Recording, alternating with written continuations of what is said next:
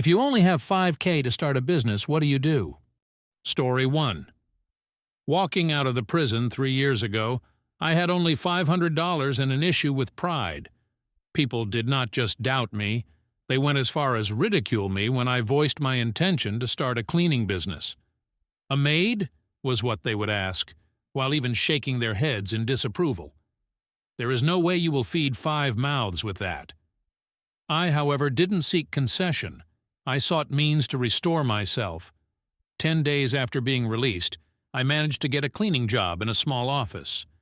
I did not mind that the remuneration was negligibly small. I came, did my best, and treated the officers and the office as if it was the Ritz. After that, I went outside and went to every nearby salon begging for some work. Gradually, the calls began pouring in. A few months later, I had to get more help because the volume of work was much too overwhelming. By that time, year 2, I had a couple of people working with me, and the growth was just exponential. Leaping to the present day, I have 6 staff, and the business expects to make about $212K this financial year. The following year, we expect to gross in excess of $300K. It was quite a challenge, and there were numerous occasions that made me think that it would all come crashing down, but I was not about to surrender. Beginning from almost ground zero is not a setback.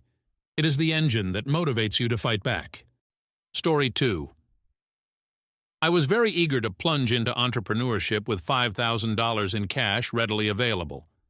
Given the situation, however, I quickly realized that the amount in question was very little when it came to starting a business.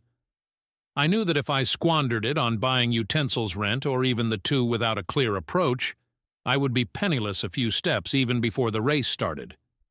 Therefore, I had to outsmart it. I used that money to hire a business consultant who specialized in startups. We did it all, and more. Market research, analyzed potential rivals, considered pricing mechanisms, even bustled with branding concepts. There was a very good business strategy at the end which addressed every single issue. It was not showy at all, yet it was good. I went ahead and started looking for local investors to pitch the plan. Much to my surprise, it didn't fail me. I successfully managed to raise $50K from 2 investors who liked the idea as well as the preparatory work I had put in. That primary $5,000 did not create my startup business, however. It formed the basis that facilitated everything else. There are times when the most sensible and prudent thing to do would be pay for professional help who would direct you on how to do the right things. Story 3. I had stashed away $5,000, had a rough concept for a channel in my head, and had more than enough free time. I thought to myself, why not create a YouTube channel? I did not spend the money in one go. I think the first purchase was a reasonable camera with a microphone about $1,500, the second was lighting about $500, and the rest was left over for other expenses. I still cringe at some of the first videos I made. Had absolutely no stage presence, pacing was awful, and the editing, if you could call it that, looked as though it was done by a blind person. But instead of allowing embarrassment to sidetrack me, I took it to the next level. I watched everything on YouTube about how to edit, how to write SEO video titles, and even became obsessed with thumbnails. It was a process, but over time the numbers started going up. Half a year of hard work later, I finally got a brand deal, which was worth $250 for an endorsement of some random device. At that point, I also understood that I am not playing any games. I am constructing something. I was constantly upgrading, buying better equipment and accessories. I was improving my content. By the end of the first year, I had already made back all my investment, and in another half a year, the channel started earning enough money to replace my previous 9-to-5. A few years later, that same $5,000 bet is more than enough to cover my expenses. More often than not, all that is needed is a simple camera, a dash of audacity, and being ready to face the almost humiliating stage of extreme boldness. Story 4. I always dreamed about escaping the office routine, yet I only had $5,000 in my pocket. Thus, I also acquired a food truck. I was not seeking anything extravagant, only a dependable food truck that would be able to serve delicious meals in a matter of minutes. I searched Craigslist for days and eventually settled for an old, battered trailer at $2,500. It wasn't attractive, but there was still hope. Another $1,500, I used to fix it up, cleaning it from top to bottom, repainting it, and fitting in some primary cooking tools, a griddle, a deep fryer, and a preparation area. The remaining amount was $1,000, sufficient only to buy a few ingredients for taco preparations, which in my opinion was the best option available. Inexpensive, simple to prepare, and always a hit with masses. Then it comes to this. I sought the best spot and found one in a vibrant business area where there were many office workers at lunchtime. I'll confess to you, most of the early days were rather dull and made me wonder if I did not make a colossal blunder. But by the week's end, the 2-day magic of verbal communication started bearing fruit. My truck was already the talk of the town for its delectable cuisines, and by the second week, a long queue of customers was waiting for me. I did not change my strategy of serving quick and tasty tacos for a long time and kept altering the truck actively, enhancing the offer, purchasing high-quality products, and even some of the tools. Now, a year into the business, I have not only recouped my investment, but also employed my first worker so as to address increase in demand. And with apologies to my former desk job, it earned me more than that. On top of all that, I am in control of my own time, as I am busy dishing out tacos and running my small profitable venture with a food truck. Story 5. I used to believe, as many people do, that $5,000 was a minimal investment. However, I would like to inform you of how I managed to transform it. See, of all the amounts, I remember borrowing around $4,000, purchasing a refurbished pressure washer and trailer, and some basic materials. The very first thing I did was to spend more than a week trying to YouTube and viewing each and every pressure washing, marketing, and job pricing technique video that it had to offer. This was because I did not want to get my hands dirty on the first driveway before I did all that was necessary. The leftover amount of $1,000 was spent on a basic website, business cards, and also paid advertisements targeted to local homeowners. I had a simple RAN idea. Create that mirage of a driveway for an amount that would surprise you. After about 2 weeks, I received my first work, $200 for driveway cleaning that took 4 hours of my time. It wasn't a lot, but I was in the zone. People began to talk. I could finish one job and a neighbor would immediately come and ask what the rates were.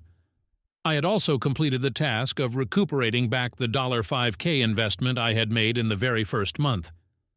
I did not have time for basic activities such as grocery shopping because 6 months later, the demand was so great and I was making $810K a month. People really don't understand how effective service-based companies can be. Yes, the work is not appealing, and you will be sweating bullets in the summer, but if you grind and keep it basic, it does pay. Story 6. I closely recall how it dawned on me for the first time standing smack in the center of a wholesale supermarket with aisles reaching the ceiling filled with plastic jars of protein shakes.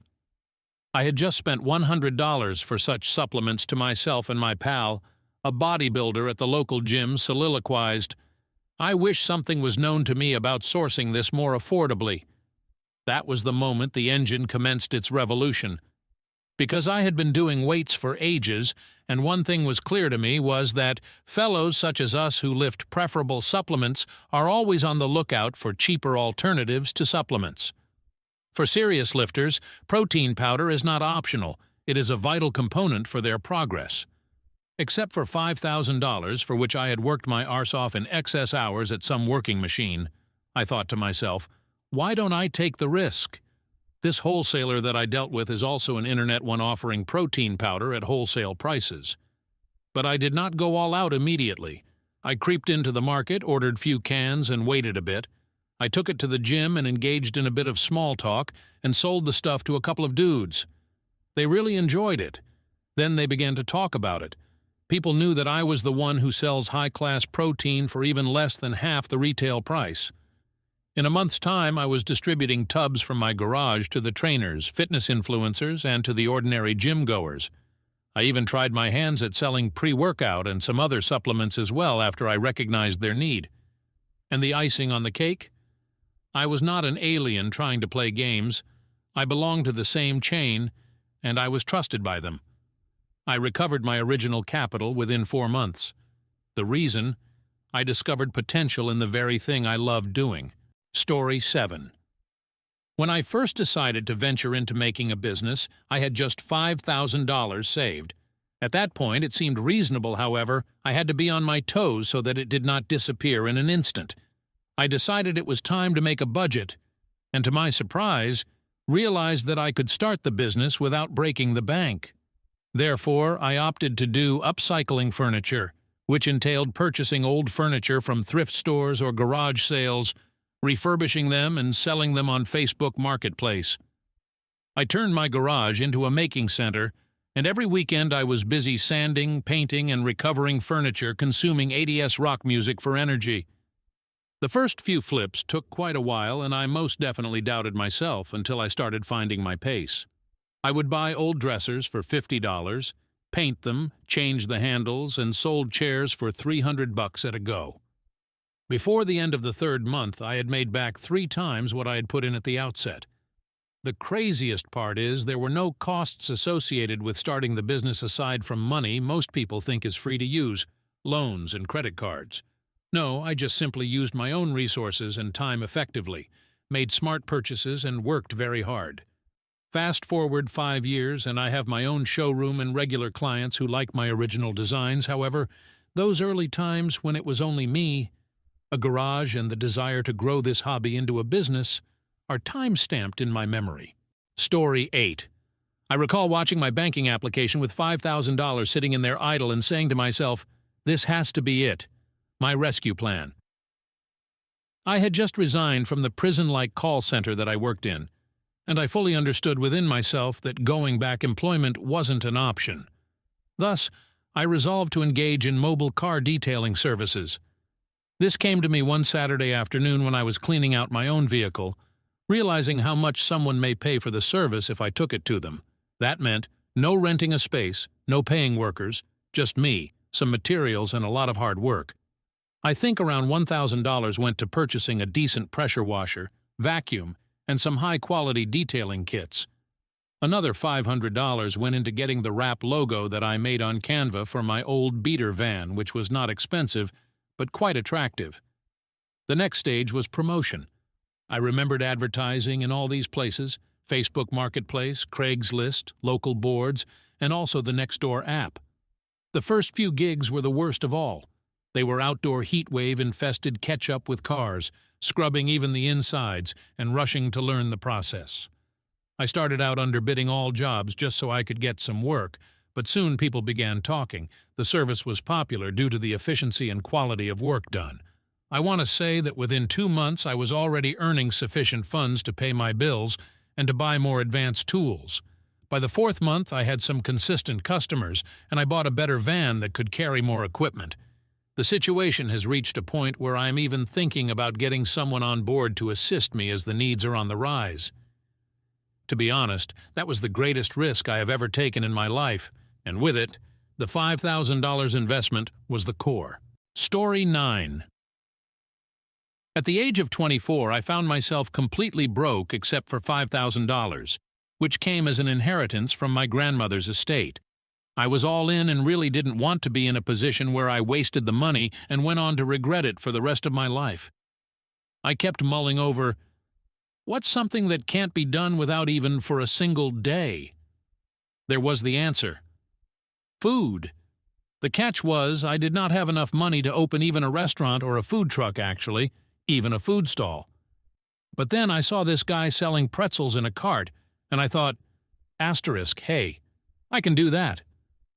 I located a used hot dog stand for $3,500 and used the remainder for materials and licenses and opened up shop in a crowded park. The first day out, I was able to make $200, and that was even with some heavy rookie mistakes.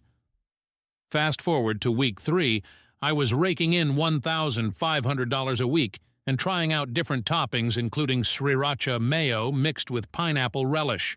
It was a hit. I also began generating some interest in my Instagram page and had people who would go out of their way just to see what outrageous mixture I had put together that particular day. After 6 months, I had managed to save up some money and purchased another cart, then another, and 2 years down the line I had 4 carts all located in busy areas of the city. Currently, I am running a fully operational food cart business with earnings within 1 year that I never imagined I would earn, all thanks to only a hot dog cart and $5,000 that I was not willing to waste. Story 10. Chucking my job with savings of just $5,000 was possibly the most reckless or bravest deed I have ever committed. However, the level of frustration I had reached in amassing wealth for someone else was unhealthy for me to go on for even another day. I began to focus on shortcomings in my small town, and there was one which was quite glaring. Affordable home organizing was non-existent. The inhabitants had messy garages and closets, filled cupboards with rotten food, but with systematization such families could afford, thanks to professional organizers, was an impossibility. That's when it struck me there was a gap that I could fill. With the first $500 I broadly speak went to garage sales buy-up, who knew there were so many bins, shelves, and organizers for the paying. After that, I established a blog on a free service and started adding views on the local audience and sharing transformation pictures on neighborhood Facebook pages. The promotion was also in effect. I offered 50% off for the first 5 customers who accepted my services. Those initial clients were tiring, if only because they existed to make some noise. In less than a month, I received so many requests that my phone became increasingly useless, since it turned into a mere selector. I plowed back every cent I made into more effective gadgets, an affordable label maker, and even employed a temporary assistant while things got out of hand. 6 months in, I was turning down new clients weeks in advance. Fast forward a year later, I am at a place where I have established a steady support team of 3. We are making 5 times the amount I earned in my previous employment, and I had to refuse clientele for being overwhelmed with assignments. This all began with that $5K and a trust fall. The best decision I have ever made.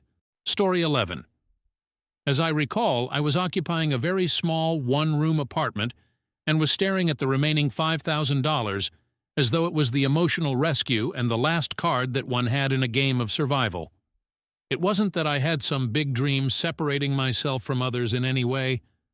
I liked coffee and lived in an area with a very poor supply of good quality espresso. I kept chewing upon a thought too. How about I simply do it? As a result, I purchased a second-hand espresso maker, several other items of equipment, and assembled a coffee trolley. The first thing to do was to negotiate with the local park management, and the place was reserved for weekends. The first months were quite depressing. Only a few out of many light joggers and hazy parents want to quickly shoot something. And yet, I managed to maintain a smile during every sale while requesting customers' reviews and trying to engage with anyone who was willing to talk. And indeed, before long, people began to notice.